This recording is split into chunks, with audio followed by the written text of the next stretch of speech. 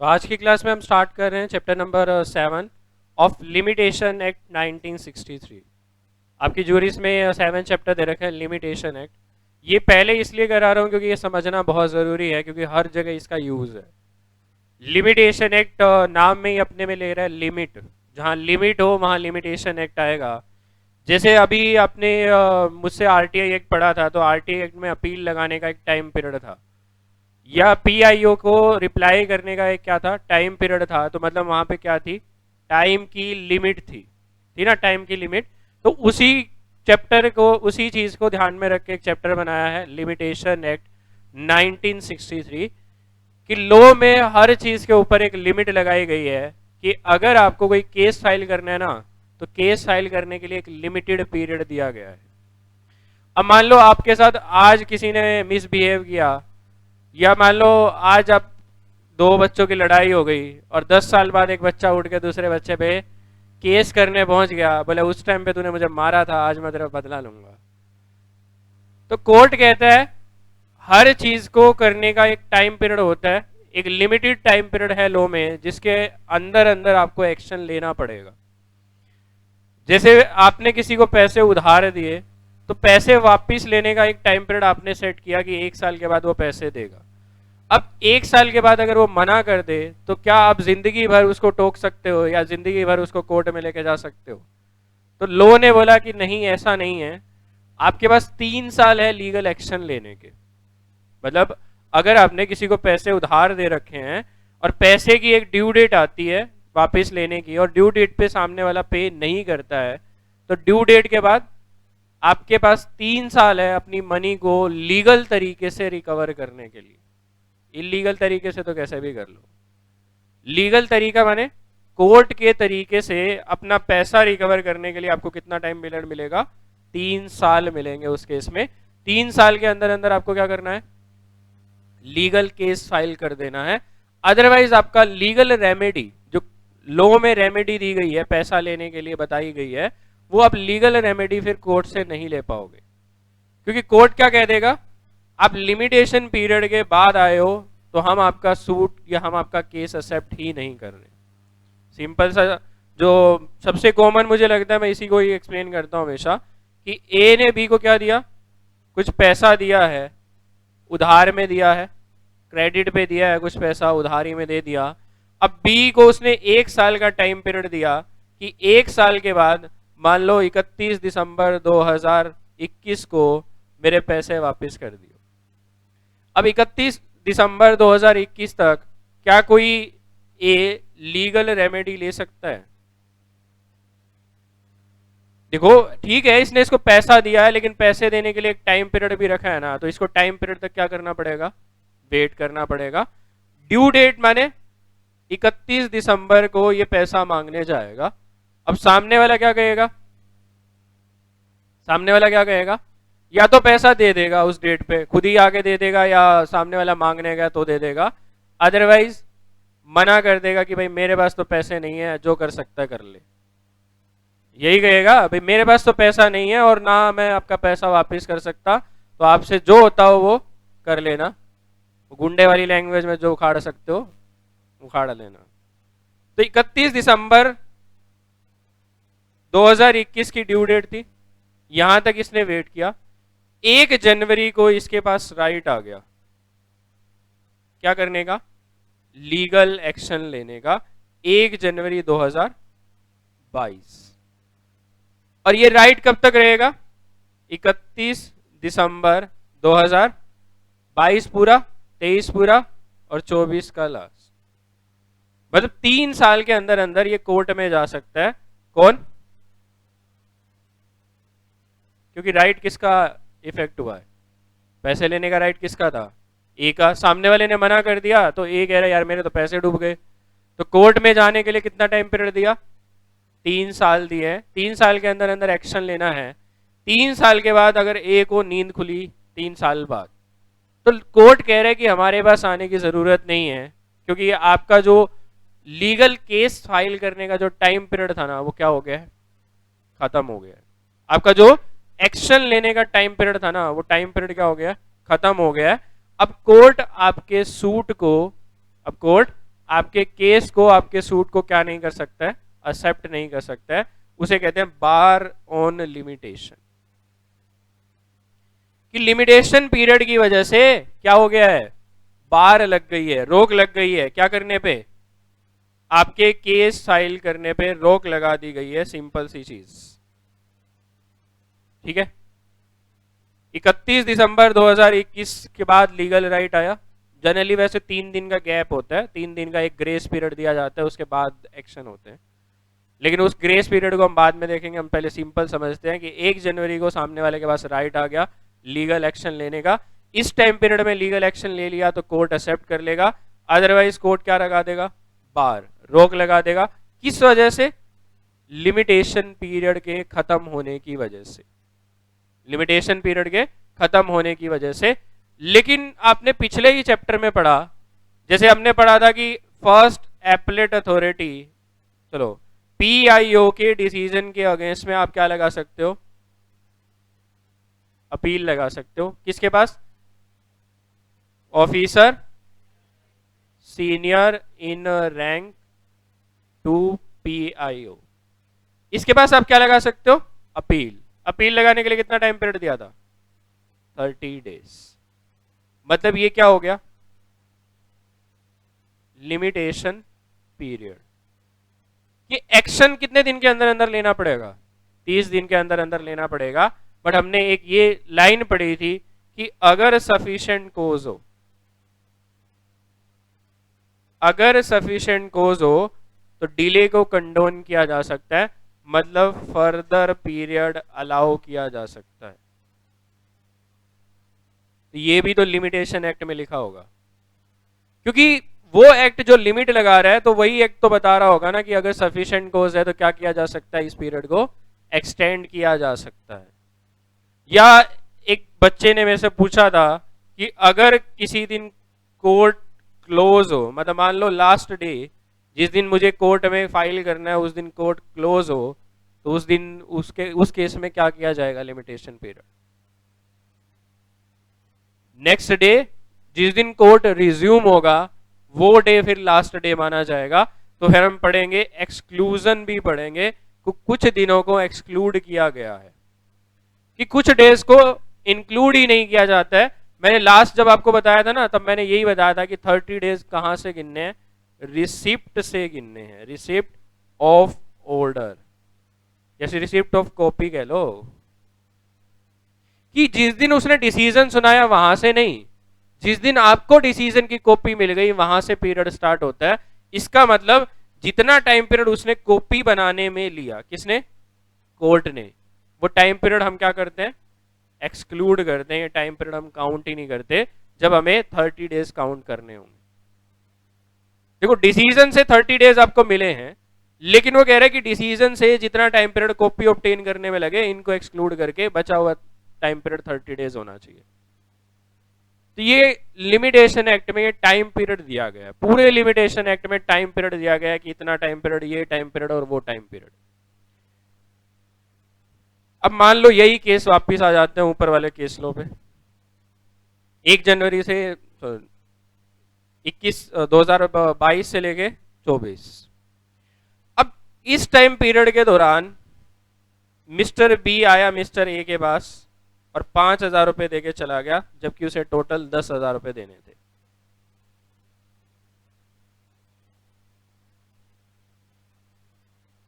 मतलब क्या करके चला गया, पार्ट पेमेंट करके चला गया अपने पैसे की, और ए ने क्या कर लिया, उसको एक्सेप्ट कर लिया।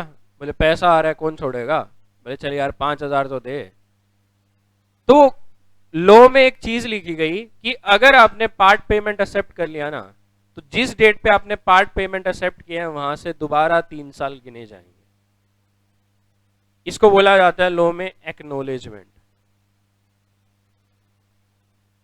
किस तरह से, थ्रू पार्ट पेमेंट, कि पार्ट पेमेंट करके आपने एक्नॉलेज कर दिया कि यस आपने पैसे देने, और सामने वाले ने एक्नॉलेज कर दिया यस मुझे पैसे लेने हैं, तो ये एक्नॉलेजमेंट फ्रेश हुई है। इसकी वजह से fresh period of limitation start हो जाएगा, नया पीरियड स्टार्ट हो जाएगा दोबारा से, जिस दिन मान लो ये इसने पेमेंट करी 31 दिसंबर 2023 को, तो फिर 1 जनवरी 2024 से फिर से 3 साल का पीरियड आपके पास है क्या लेने का, एक्शन लेने का, क्योंकि सामने वाले ने एक्नोलेजमेंट करा है पैसे देके कि यस उसको पैसे देने हैं। कोर्ट में केस किस लिए जाता कि सामने वाले ने पैसे नहीं दे रहा है वो, तो सबसे पहली चीज पता क्या आती है, प्रूव करो आपने पैसे दिए थे। कोर्ट में सबसे पहली चीज क्या होगी, कोर्ट सीधा इस डिसीजन पे नहीं आ जाएगा कि ए ने पैसे देने हैं बी ने लेने हैं, ये नहीं सुनाएगा, वो पहले कहेगा ये पहले प्रूव करो कि आपने पैसे दिए थे। तो पहली हियरिंग में तो आप प्रूव करते हो डॉक्यूमेंट्स के थ्रू, देखो मैंने पैसे दिए थे और बी के सिग्नेचर भी हैं, और बी इस चीज को अगर एक्नोलेज कर दे, एक्सेप्ट कर ले, तो केस आगे बढ़ जाएगा। अदरवाइज पहले तो इसी चीज पे लड़ाई होगी कि पैसे दिए थे या नहीं दिए थे।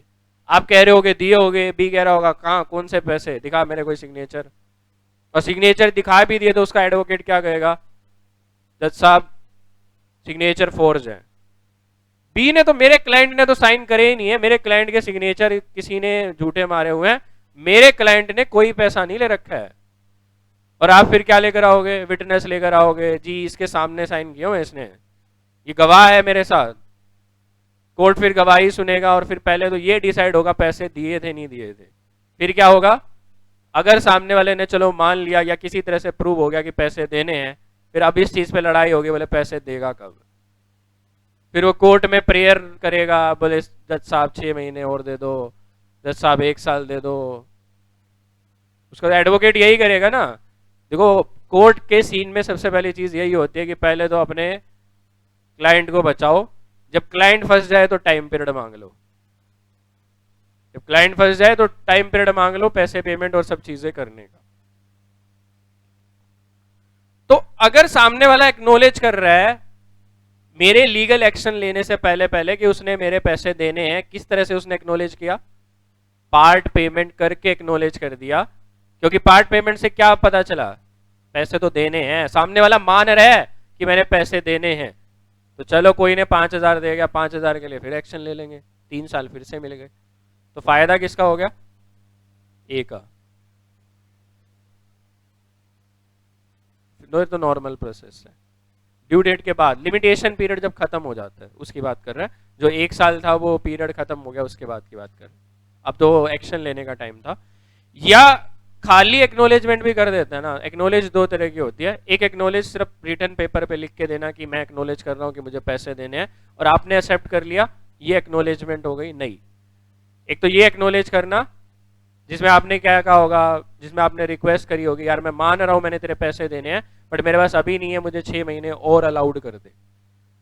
तो 6 महीने आपने अलाउड अगर कर दिए तो 6 महीने के बाद फ्रेश पीरियड स्टार्ट होगा। देखो लिमिटेशन पीरियड चल रहा था, आपका एक्शन लेने का टाइम पीरियड चल रहा था। एक दिन बी आया और बी बोला यार मैं मानता हूं मैंने तेरे पैसे देने हैं बट मेरे पास अभी नहीं है, तो कोर्ट केस मत करियो अभी, तो मुझे 6 महीने का टाइम पीरियड दे, मैं तेरा सारा पैसा दे दूंगा। तो आपने क्या किया है, एक्नोलेज किया है कि ठीक है यार तू 6 महीने बाद दे दियो, मैं 6 महीने के बाद एक्शन ले लूंगा, अगर तूने नहीं दिए तो 6 महीने बाद से fresh period of limitation start हो जाएगा। अब ये खाली रिटर्न से भी हो सकता है या किसी चीज की पेमेंट से भी एक्नोलेजमेंट हो सकती है। ठीक है, तो एक्नोलेजमेंट 2 तरह की है, एक सिर्फ रिटर्न पेपर पे लिख के देना वो भी एक्नोलेजमेंट है, और दूसरी कुछ पेमेंट करना भी एक्नोलेजमेंट है, जहां आप मान रहे हो कि आपने कुछ देना है। ठीक है, तो ये लिमिटेशन एक्ट था जो थोड़ा सा मैंने आपको ब्रीफ दिया है। अब हम बुक से पढ़ना स्टार्ट करते हैं, लिमिटेशन एक्ट है क्या। हाँ हाँ हाँ हाँ, आपने दिया है तो आपने मान लिया ना कि आपने एडमिशन कर लिया। अब अपने जो एग्जाम्पल दिया है ना उसमें अपने आप को सोचो, कोई आपसे ऐसे कर रहा है 10,000 रुपये लेके गया, 2 साल बाद 2,000 दे के जाता है, 2 साल बाद 2,000 दे के जाता है, आप ले लोगे, नहीं लोगे। आप क्या कहोगे, कोर्ट में मिलते हैं इकट्ठे ले लूंगा मैं तो अब। हाँ, केस ही करोगे।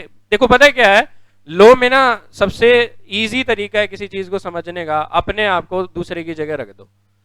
एग्जाम्पल में जो ए बी है ना, ए बी की जगह अपने आप को रख के देखो कि आपने अपने दोस्त को, या दोस्त छोड़ो किसी को भी 10,000 रुपये उधार दिए, और वो क्या करता है, उसको लो का पता है कि लो लिमिटेशन पीरियड चल रहा है और सामने वाला एक्शन नहीं ले रहा है, तो आपने क्या किया, उसके एक्शन लेने से पहले 1,000 रुपये दे आए, सामने वाला क्या कहेगा, मजाक चल रहा है क्या? बोले 10,000 दिए थे और 10,000 ही वापिस चाहिए, करनी है तो कम से कम आधी पेमेंट कर, मैं आधी पेमेंट एक्सेप्ट कर लूंगा, लेकिन आधी से कम एक्सेप्ट नहीं करूंगा।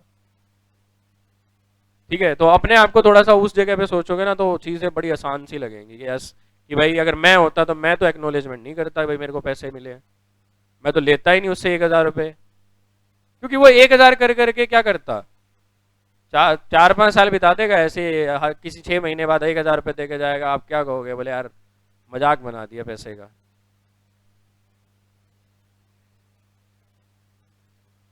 ड्यू डेट के ग्रेस पीरियड होता है एक 3 दिन का, 3 दिन के बाद से स्टार्ट होता है आपका लीगल एक्शन लेने का टाइम पीरियड। कि वो लॉ में लिखा गया है, हर जगह एक ग्रेस पीरियड हमेशा दिया जाता है कि भाई सामने वाले ने आपका पैसा देना, चलो ड्यू डेट से 1-2 दिन वो डिले हो सकता है कि वो पैसा जुटाना स्टार्ट किया, उसने कलेक्ट करना स्टार्ट किया, चलो 2-3 दिन तो वेट कर ही लेंगे हम। तो चैप्टर स्टार्ट करते हैं, limitation act 1963, law relating to limitation. The law relating to limitation is incorporated in limitation act 1963।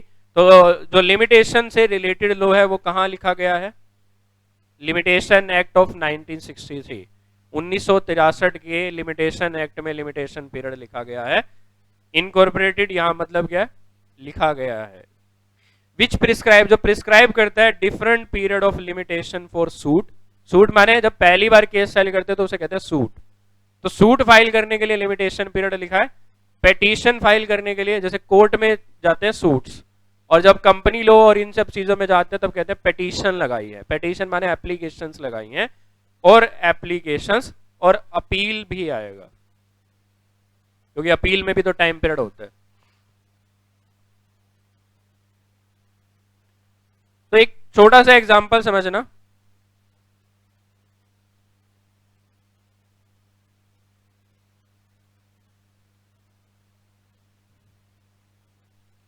आज बच्चों का पेपर है जूरीस का, फोन पे फोन कर रहे हैं, बोले आए नहीं सर आप, जाना तो था, तुम्हारी क्लास को लेगा ना ना है वही कौन बोला देखो सिंपल सी चीज समझना, मिस्टर ए ने पैसे लिए, मिस्टर ए ने पैसे दिए मिस्टर बी को, अब मिस्टर बी ने ड्यू डेट पे पैसे नहीं दिए, तो मिस्टर ए क्या फाइल कर रहा है, सूट। पहली बार जो हम करते हैं उसे क्या कहते हैं, सूट।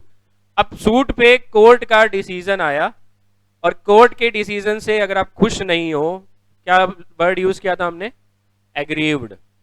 तो अगर आप कोर्ट के डिसीजन से एग्रीव्ड हो तो आप क्या लगाते हो, अपील। इसी तरह कंपनीज एक्ट में परमिशंस और सब चीजें लेने के लिए लगाई जाती है पेटिशन या एप्लीकेशन। ठीक है, जैसे मान लो आपको कंपनीज एक्ट में आपने मान लो एक चीज सुनी होगी, जब आपने आर्टिकल ऑफ एसोसिएशन का पढ़ लिया, अल्टरेशन ऑफ एओए, चलो कल पढ़ोगे अल्टरेशन ऑफ एओए। एओए के अल्टरेशन में एक चीज आती है कि जब कंपनी पब्लिक इनटू प्राइवेट होती है ना, तो वो भी अल्टरेशन है, बट ये पब्लिक इनटू प्राइवेट के लिए आपको सीजी की परमिशन चाहिए होती है, तो परमिशन के लिए लगाई जाती है एप्लीकेशन, परमिशन के लिए लगाई जाती है एप्लीकेशन। जब आप क्या कर रहे हो, जब आप डिले की माफी और ये सब चीजें कर रहे हो तो वहां लगाई जाती है पेटिशन। ठीक है, तो एप्लीकेशन मतलब परमिशन लेने के लिए एप्लीकेशंस लगाई जाती हैं, अलग अलग टाइप की परमिशंस के लिए एप्लीकेशन। और जब आप अपना कोई केस करने जा रहे हो जहां पे पेनल्टीज और सब चीजें होंगी, वहां पे क्या है, पेटिशंस लगाई जा रही है, कि ए ने पेटिशंस लगा दी या किसी कंपनी ने पेटिशन लगाई, अपना जो ऑफेंस है उसको कंपाउंड कराने के लिए, माफ कराने के लिए, डिले था डिले को माफ कराने के लिए, तो वहां पेटिशंस लगाई जाती है। ठीक है, तो पेटिशंस, एप्लीकेशंस और सूट, ये चीज समझनी है आपको। The act applies to all civil proceeding, तो जितनी भी सिविल प्रोसीडिंग होंगी सब पे एप्लीकेबल होगा, और कुछ स्पेशल क्रिमिनल प्रोसीडिंग्स पे। तो मतलब क्रिमिनल केस तो 10 साल बाद भी फाइल किए जा सकते हैं, लेकिन वहां पे ना लिमिट लगाई गई कि अगर किसी केस में सजा 6 महीने से ज्यादा नहीं, किसी केस में सजा 1 साल से ज्यादा नहीं है या 2 साल से ज्यादा नहीं है, इस तरह से वहां लिमिटेशन पीरियड लगाया गया कि जहां सिर्फ पेनल्टीज हैं, सॉरी जहां सिर्फ फाइन्स हैं, वहां केस 6 महीने के अंदर अंदर होने चाहिए क्रिमिनल केस। यस, इस तरह से लिमिटेशन पीरियड क्रिमिनल एक्ट में भी दिया गया है। जिस क्रिमिनल एक्ट की सजा 1 साल से ज्यादा नहीं है वहां लिमिटेशन पीरियड भी 1 साल रखा गया है, और जिस क्रिमिनल एक्ट पे सजा 3 साल से ज्यादा नहीं है वहां लिमिटेशन पीरियड भी 3 साल ही रखा गया है। लेकिन जहां पे सजा 7 साल है या 3 साल से ज्यादा है, या सजा वहां पे 10 साल है या फांसी की सजा है, कुछ भी है, वहां कोई लिमिटेशन पीरियड एप्लीकेबल नहीं है। ठीक है, तो लिमिटेशन पीरियड कुछ ही क्रिमिनल प्रोसीडिंग्स पर है। तो मैंने आपको 3 एग्जांपल भी दे दिए कि जहां सिर्फ फाइन हो, एक्ट तो क्रिमिनल है लेकिन सजा उसके लिए सिर्फ फाइन है, तो वहां पे 6 महीने का लिमिटेशन पीरियड होता है। और सिविल में तो हम पढ़ ही रहे हैं, जैसे मैंने आपको मनी लैंड का बताया, तो मनी लैंड क्या है, सिविल केस होगा, पैसा रिकवरी के लिए केस है, सजा दिलाने के लिए तो केस नहीं है। पैसे की रिकवरी के लिए केस है, तो कितने टाइम पीरियड में करना है, 3 साल में करना है। इसी तरह टोर्ट का केस है, टोर्ट चैप्टर पढ़ लिया, तो टोर्ट में 1 साल मिलता है केस फाइल करने के लिए। ठीक है, इसी तरह और भी केसेस दिए गए हैं जहां टाइम पीरियड अलग अलग है, वो सिविल केस है। क्रिमिनल केसेस जहां अगेंस्ट द सोसाइटी, जैसे चोरी करी, ये क्रिमिनल है, लेकिन कुछ ऐसा एक्ट किया जो क्रिमिनल नेचर का तो है लेकिन जिसके लिए सजा सिर्फ फाइन है, तो वहां पे 6 महीने का लिमिटेशन पीरियड है। इसी तरह से 6 महीने से ज्यादा है, मतलब 1 साल तक की अगर सजा है किसी क्रिमिनल एक्ट के लिए, तो वहां लिमिटेशन पीरियड भी 1 साल लिखा गया है। सजा कितनी है, 1 साल, लिमिटेशन पीरियड भी कितना रख दिया, 1 साल। सजा अगर 3 साल है तो लिमिटेशन पीरियड भी 3 साल का रख दिया। तो अगर किसी क्रिमिनल एक्ट की सजा 3 साल से ज्यादा है तो वहां कोई लिमिटेशन पीरियड नहीं है, मतलब वहां केस कभी भी फाइल किया जा सकता है। 5 साल, 7 साल के बाद, 10 साल के बाद भी इवन केस आप फाइल कर सकते हो। लेकिन 5-7 साल के बाद जाओगे तो जिस चीज के लिए केस कर रहे हो, क्या उस चीज को प्रूव कर पाओगे? सिंपल सी चीज है।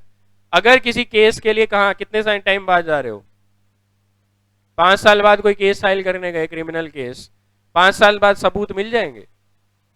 पॉसिबल है? सबूत सब कुछ खत्म हो चुका होगा। हाँ, ये है कि अगर आपने किसी को मार के दफना रखा हो तो उसकी हड्डियां वहां मिल जाएंगी जरूर। कर रखा है क्या किसी ने? सोच होगा किसी की, मेरा तो करना मत भाई कभी, मतलब पहले सर को ही करते हैं खत्म। ठीक है, तो एक्ट अप्लाई हो रहा है सारी, याद रखना है, act applies to all civil proceeding and some special criminal proceeding which can be taken in a court of law unless its application is excluded by an enactment। जो कोर्ट क्या कर सकता है, एक्सेप्ट कर सकता है लिमिटेशन पीरियड के according, लेकिन अगर उन्हें भी अगर एक्सक्लूड किया है किसी लॉ के द्वारा तो उन पे भी लिमिटेशन पीरियड अप्लाई नहीं होगा। सिंपल सी लाइन जो लास्ट में लिखा है, इसका ये मतलब है कि अगर किसी क्रिमिनल प्रोसीडिंग को कोर्ट ने या किसी दूसरे लॉ ने एक्सक्लूड कर दिया कि इस पे लिमिटेशन पीरियड अप्लाई नहीं होगा, फिर उस पे लिमिटेशन पीरियड अप्लाई नहीं हो सकता है।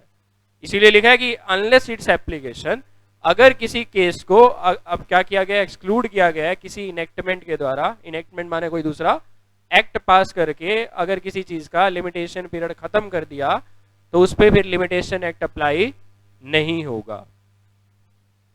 Extend to all of India except Jammu and Kashmir, अभी यहाँ पे एक्सेप्ट ही चल रहा है तो एक्सेप्ट ही पढ़ना पड़ेगा, जब चेंज आ जाएगा तो बुक में भी चेंज लिख दिया जाएगा। अब लॉ ऑफ लिमिटेशन क्या कर रहा है, बार करता है, किस चीज को बार करता है, रेमेडी को, कि 3 साल के बाद अगर कोर्ट में गए तो कोर्ट आपको क्या नहीं देगा, रेमेडी, लीगल रेमेडी नहीं देगा आपका केस एक्सेप्ट करके, क्योंकि आप किसके बाद गए हो, लिमिटेशन पीरियड के बाद गए हो। देखो सिंपल सा, हमने जो केस समझा वो यही था कि ए बी के अगेंस्ट में क्या कर सकता है, केस फाइल करके क्या ले सकता है, लीगल रेमेडी ले सकता है। लीगल रेमेडी क्या होगा, कोर्ट क्या कहेगी, मिस्टर बी चाहे आप अपना कुछ भी बेचो, मिस्टर ए के पैसे दे दो, तो ये क्या थी, लीगल रेमेडी। लेकिन ये लीगल रेमेडी तभी मिलेगी जब आप किसके अकॉर्डिंग गए, लॉ ऑफ लिमिटेशन के अकॉर्डिंग लिमिटेशन पीरियड के विद इन गए तो। अब 3 साल के बाद अगर जाते हो तो ये लीगल रेमेडी कोर्ट नहीं देगा, आपका केस एक्सेप्ट नहीं करेगा। लेकिन क्या आपका राइट खत्म हो गया? राइट मिस्टर बी से पैसे लेने का राइट खत्म हुआ है? नहीं। तो लिमिटेशन एक्ट किसको खत्म करता है? लीगल रेमेडी को। अगर आप किसके बाद जाते हो?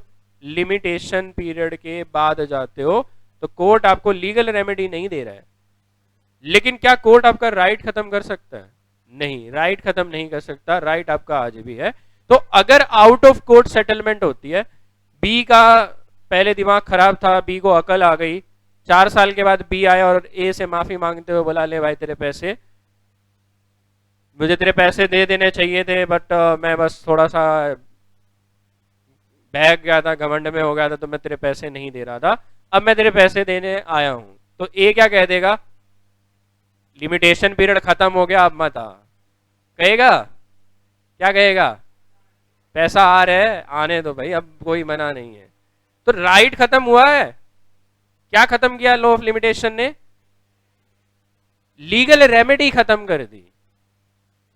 लीगल रेमेडी मतलब अब लॉ के थ्रू आपको कोई रेमेडी नहीं मिल सकती। अब कोर्ट आपका केस ही नहीं एक्सेप्ट करेगा, आपको लीगल रेमेडी नहीं देगा। लेकिन आपका राइट हमेशा बरकरार रहेगा, 10 साल के बाद भी आपका राइट रहेगा। यहां सिर्फ ये हुआ है कि आपका पैसा होने के बावजूद, क्योंकि आप लेट हो गए पैसा मांगने में, तो कोर्ट ने आपका केस एक्सेप्ट नहीं करा। लेकिन राइट हमेशा रहेगा कि आप पैसा कभी भी ले नहीं सकते, वो सामने वाला दे जाए तो दे जाए, ले सकते तो फिर तो कोर्ट में चला ही नहीं जाता। लेने का राइट खत्म कर गया सामने वाला। और लीगल राइट गुंडे बेच के करा ले तो फिर बात अलग है, या सामने वाले को अकल आ जाए तो बात अलग है। ठीक है, तो लॉ ऑफ लिमिटेशन किसको बार करता है? लीगल रेमेडी को। वो तब जब आपका लिमिटेशन पीरियड ओवर हो गया हो, एक्सपायर हो गया हो, तो वो तो फिर कोर्ट देखेगा ना आगे। मैं तो ये कह रहा हूँ राइट खत्म नहीं हुआ है। राइट तो कैसे भी एक्सरसाइज करना चाहे कर सकता है, लेकिन लॉ नहीं देगा कुछ भी। लॉ कह रहे हैं कि हमारे पास मत आओ कुछ भी लेने के लिए, क्योंकि आप लेट हो गए अपना पैसा मांगने में, लिमिटेशन पीरियड खत्म हो गया। ये तो नहीं मांग सकता ना। देखो मांगने जाएगा तो बी क्या कहेगा? बोले जा कोर्ट में चला जा। अब तुमने लिमिटेशन पीरियड पढ़ लिया, अब तुमने लिमिटेशन पीरियड पढ़ लिया, अगर तुम्हारे पापा ने किसी के देने हैं और 3 साल से ज्यादा हो गए तो है कोई जरूरत नहीं। अगर तुम्हारे पापा ने अभी 10 दिन पहले एक्नोलेजमेंट करा था तो fresh period of limitation start हो जाएगा। ठीक है, तो पुराना याद है वो मूवीज में देखते थे, बोले साहूकार आता था पैसे लेने, तो हर बार क्या उठा ले जाता था? घर का कोई सामान उठा ले जाता था। तो वो क्या थी? एक्नोलेजमेंट थी वो। वहां से वो क्या करता था? बड़ा शाने थे, बोले वहां से लिमिटेशन पीरियड फिर शुरू हो गया। तो उसे कहते हैं पार्ट पेमेंट, जहां कुछ न कुछ उठा के इसलिए लेके जाते हैं ताकि एक्नोलेज हो जाए कि तूने पैसे देने हैं और उसके बदले में हमने तेरे से कुछ ले लिया है थोड़ा बहुत। अब कोई रेंट पे है, रेंट की एक्नोलेजमेंट क्या होती है? रेंट पे करके ही तो होती है ना। तो जैसे आपने रेंट पे किया, फ्रेश पीरियड स्टार्ट हो गया उस रेंट के लिए। मान लो किसी भाई, मान लो तुम में से कोई पीजी में रहता है, ठीक है, कोई पीजी में रहता है, पीजी का तुम्हें रेंट देना है और दिसंबर का मंथ चल रहा है, तो मान लो नवंबर का तुमने रेंट देना है। अब नवंबर के पीरियड के लिए लिमिटेशन पीरियड कहां से स्टार्ट होगा? मान लो आप 4 तारीख आपने डिसाइड की हुई है या 5 दिसंबर डिसाइड की हुई है कि नवंबर के हर महीने के पैसे अगले महीने की 5 तारीख तक दे दिए जाएंगे। तो उसका लिमिटेशन पीरियड कहां से स्टार्ट होगा? 6 दिसंबर से स्टार्ट होगा। 5 दिसंबर तो ड्यू डेट है, ड्यू डेट तक वेट किया, 6 दिसंबर के पास उसके पास राइट आ गया। अब आपने जनवरी के नहीं पे किए तो जनवरी का राइट अलग आएगा, ये राइट अलग और ये राइट अलग। अब आपने बीच में कभी भी एक्नोलेज कर दिया ना, तो सबका लिमिटेशन पीरियड दोबारा स्टार्ट हो जाएगा, क्योंकि आपने एक्नोलेज किया कि आप रेंट देते हो। ठीक है, तो ये लिमिटेशन पीरियड ये है जहां पे आपने एक्नोलेज किया, फ्रेश पीरियड स्टार्ट हो गया। इसीलिए वो साहूकार आके हर बार कुछ ना कुछ उठा ले जाया करते हैं। हाँ, 3 साल फिक्स है। सफिशिएंट कोज है तो पड़ जाएंगे, अगर सफिशिएंट कोज नहीं है तो फिर नहीं मिलेगा। सफिशिएंट कोज मानो पैसे आपके फादर ने रिकवर करने थे, मान लो किसी से, मिस्टर ए का बेटा है मिस्टर डी, मिस्टर ए मर गया, मिस्टर डी को पैसे रिकवर करने हैं क्योंकि बाप के लिए पैसे रिकवर कर सकता है, आप इसकी प्रॉपर्टी हो गई। लेकिन मिस्टर डी उस टाइम पे माइनर था तो अपने एक्शन नहीं ले पाया, तो क्या मिस्टर डी का कोई राइट नहीं मिलेगा? मिलेगा जब वो क्या हो जाएगा, मेजर हो जाएगा, तब वो क्या कर सकता है, एक्शन ले सकता है। इतने तक लिमिटेशन पीरियड खत्म हो जाए कोई दिक्कत नहीं है, क्योंकि इसको तो दोबारा लिमिटेशन पीरियड मिलेगा जब ये क्या हो जाएगा, मेजर हो जाएगा। तो लॉ ऑफ लिमिटेशन बार कर रहा है रेमेडी कहां पे, कोर्ट ऑफ लॉ में, कब, जब लिमिटेशन पीरियड क्या हो जाए, एक्सपायर हो जाए। लेकिन क्या इसने एक्सक्यूज माने खत्म कर दिया आपका राइट? ये तो ये कह रहा है कि ये एनफोर्स नहीं हो सकता सिर्फ जुडिशियल प्रोसेस से, कि भाई 3 साल के बाद आपका राइट लीगल तरीके से नहीं मिल सकता है, लेकिन राइट खत्म नहीं हुआ है। In Bombay dyeing and manufacturing company limited versus state of Bombay, जहां ये प्रोनाउंसमेंट जज की थी, thus if a claim is satisfied out the court of law after the expiry of period of limitation, this is the not illegal। तो पैसा जो मिला वो लीगली मिला, इलीगली मिला है कब, लिमिटेशन पीरियड खत्म होने के बाद। अगर बी को अकल आ गई और बी आपके पैसे दे गया तो लीगल है वो भी, इलीगल नहीं है कि राइट खत्म हो गया था तो, सॉरी रेमेडी खत्म हो गई थी तो राइट भी नहीं रहा। राइट हमेशा एग्जिस्ट करेगा, सिर्फ उसे क्या नहीं कर सकते, एनफोर्स नहीं कर सकते। किसके through, legal process, judicial process के थ्रू। समझ लेना, क्योंकि अगर ये पहला पैराग्राफ नहीं समझ में आया तो आगे कुछ नहीं समझ में आने वाला है। इसी पे ही सारा बेस्ड है, क्योंकि ये बेसिक है और ये नहीं समझ में आया तो आगे कुछ भी नहीं आने वाला है। तो कोर्ट जो है इंडिया में वो बाउंड है किससे, प्रोविजन ऑफ लिमिटेशन एक्ट से, माने कोर्ट को मानना पड़ेगा limitation period, and are not permitted to move outside the ambit of these provision. Ambit माने लिमिट, तो इन प्रोविजंस की जो लिमिट है उससे बाहर कोर्ट भी नहीं जा सकता, कोर्ट को मानना ही मानना पड़ेगा। The act prescribe period of limitation in article in schedule to the act. तो जिसके पास बुक है ना, बुक के 4-5 पेज अगर आप पलटोगे तो आपको टेबल दिखेगी, तो टेबल्स में वो कह रहे हैं कि क्या दिया गया है, पीरियड ऑफ लिमिटेशन प्रिस्क्राइब किया गया है। In the article of the schedule to the limitation act, column 1, 2, 3 must be read together to give harmonious meaning and construction. याद हो जाए तो अच्छी बात है। ये कह रहा है कि टेबल में ना 3 कॉलम दिए गए हैं और तीनों कॉलम को आपको एक साथ पढ़ना पड़ेगा, तभी आपको लिमिटेशन पीरियड किसी चीज का समझ आएगा। क्योंकि लिमिटेशन पीरियड काउंट करने के लिए देखो, लिमिटेशन पीरियड पता होने से कुछ नहीं होता जब तक आपको काउंट करना नहीं आएगा। कि मान लो आपके पैसे मैंने देने हैं, तो कब से, पहले ड्यू डेट का वेट करोगे, ड्यू डेट के बाद से 3 साल स्टार्ट करोगे। तो पहला क्या आपके साथ गलत हुआ वो, दूसरा लिमिटेशन पीरियड कितना है, और तीसरा किस दिन से स्टार्ट करोगे। तो तीनों को एक साथ रीड करोगे तभी तो समझ में आएगा ना।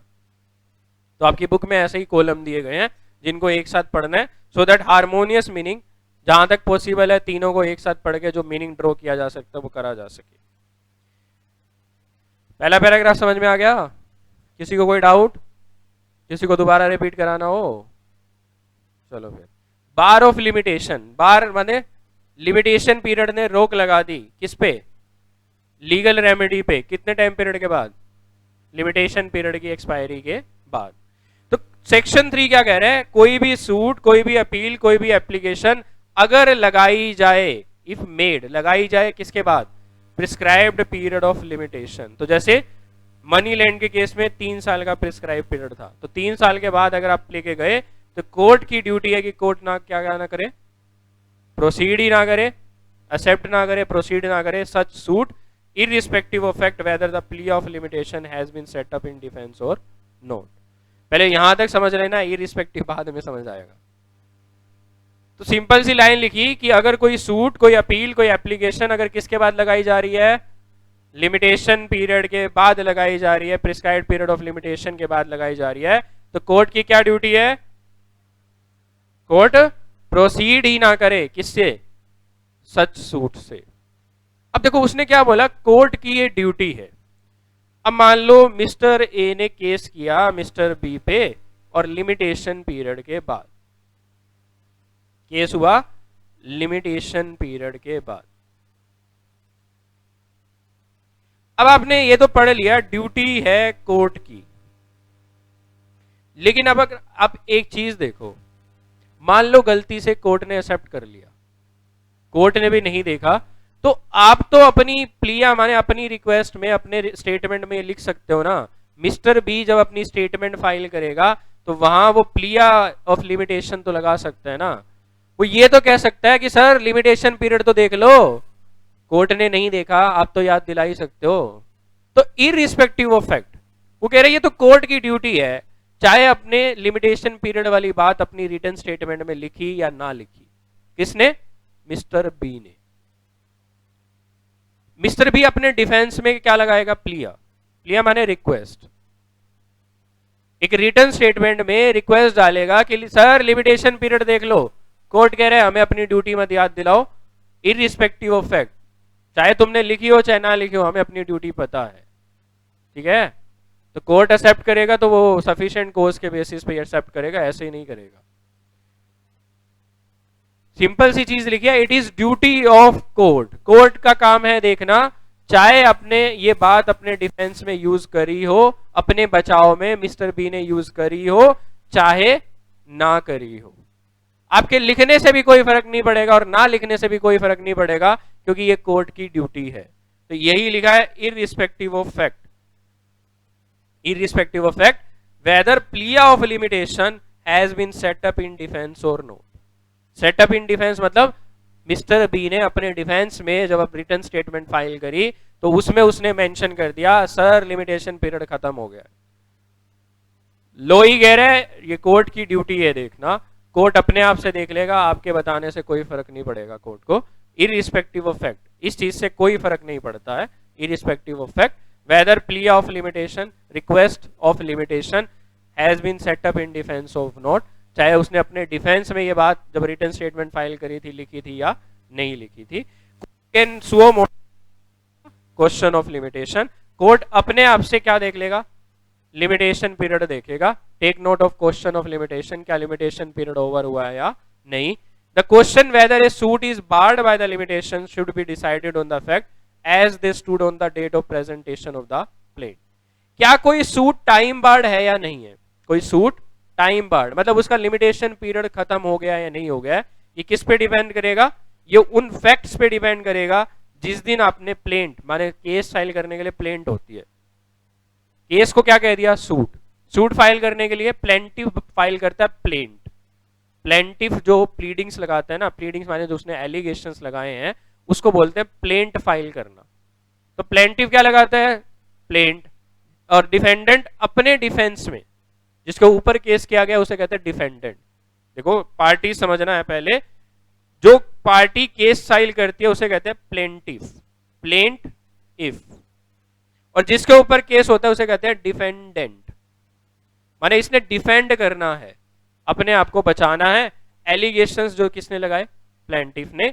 तो प्लेंटिव प्लेंट फाइल करता है जब उसे केस करना होता है, और डिफेंडेंट इन एलिगेशंस का रिप्लाई करता है रिटर्न स्टेटमेंट फाइल करके, जिसे क्या कहते हैं? डिफेंस की रिटर्न स्टेटमेंट। डिफेंस बचाव पक्ष अपनी रिटर्न स्टेटमेंट, अपने रिप्लाईज जो दे रहा है उसे कहते हैं रिटर्न स्टेटमेंट। तो प्लेंटिव क्या फाइल करता है? प्लेंट। और डिफेंडेंट रिटर्न स्टेटमेंट फाइल करता है। तो यही कह रहा था ना, रिटर्न स्टेटमेंट में चाहे प्ली ऑफ लिमिटेशन आपने मेंशन करी हो चाहे ना करी हो। फिर नेक्स्ट कह रहा है court can suo motu take action. तो नेक्स्ट क्या कह रहा है? कोई प्लेंट फाइल की गई है वो टाइम बार्ड है या नहीं है? कोई प्लेंट फाइल की गई है, ये जो प्लेंट है ये टाइम बार्ड है या नहीं, किस पे डिपेंड करेगा? उन फैक्ट्स पे डिपेंड करेगा जो फैक्ट कब दिखे? जिस दिन आप केस फाइल करने गए उस टाइम पे जो कोर्ट के सामने फैक्ट रखे गए। कि कोर्ट के सामने फैक्ट रखा गया, जज साहब हमें मानते हम लेट हैं लेकिन हमारे पास वैलिड रीजन थे जिनकी वजह से लेट है। तो ये किस दिन पता चला कोर्ट को?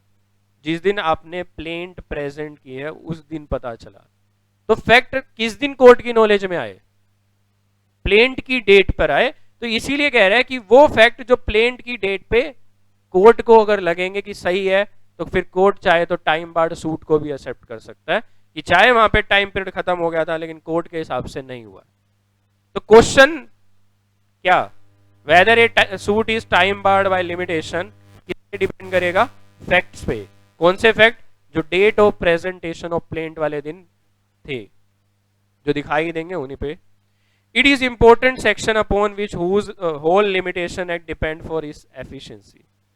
कि लिमिटेशन एक्ट को समझना है तो सेक्शन 3 जरूरी है कि लिमिटेशन एक्ट कौन से सूट को बार करता है और कौन से सूट को एक्सेप्ट करने के लिए बोलता है। The effect of section 3 is not to deprive the court of its jurisdiction. Section 3 इसलिए नहीं बनाया गया कि कोर्ट की लिमिटेशंस, कोर्ट की अथॉरिटी को खत्म करना है। सिर्फ कोर्ट को एक ड्यूटी बताई गई है कि सर आपकी ये भी ड्यूटी है कि आप टाइम बार्ड सूट को एक्सेप्ट ना करो। एक्सेप्ट करना है नहीं करना है वो कोर्ट के ऊपर है, लेकिन ड्यूटी जरूर डाल दी गई है कि आपको टाइम बार्ड सूट एक्सेप्ट नहीं करना चाहिए। हालांकि ये कोर्ट की पूरी डिस्क्रिशन है कोर्ट के ऊपर, लेकिन कोर्ट किस बेसिस पे डिसाइड करेगा? उन फैक्ट्स पे जो फैक्ट किस दिन प्रेजेंट होंगे, किस दिन प्रेजेंट होंगे? जिस दिन प्लेन प्रेजेंट करी है उस दिन जो सरकमस्टांसेस दिखेंगे उनके बेसिस पे डिसाइड होगा। A decree pass in a time barred suit, एक सूट टाइम बार्ड था लेकिन सरकमस्टांसेस की वजह से कोर्ट ने एक्सेप्ट किया था। उस टाइम बार्ड सूट में कोर्ट ने क्या पास करी? डिक्री। डिक्री पहले भी बताया था क्या होता है? जहां राइट लाइबिलिटीज डिसाइड की जाती है वो डिक्री है, जहां फाइन पेनल्टीज लगाई जाए वो कोर्ट का ऑर्डर है। तो डिक्री क्या है? जहां क्या डिसाइड किया जाए, जहां पे क्या डिसाइड किया जाए, राइट्स और लाइबिलिटीज डिसाइड किया जाए, वहां कोर्ट क्या पास करता है? डिक्री। जहां पे राइट्स और लाइबिलिटीज कोर्ट डिसाइड करता है उसे हम क्या कहते हैं? डिक्री। जहां कोर्ट फाइन या पेनल्टी लगाता है उसे हम कहते हैं कोर्ट ने क्या पास किया है? ऑर्डर पास किया है। तो समझ आ गया? कहीं डिक्री लिखी हो तो मतलब राइट और लाइबिलिटीज डिसाइड करी है, कहीं ऑर्डर लिखा हो तो कोर्ट का ऑर्डर आया तो मतलब फाइन पेनल्टीज, जेल भेजा है, कुछ भी करा है वो लिखा होगा।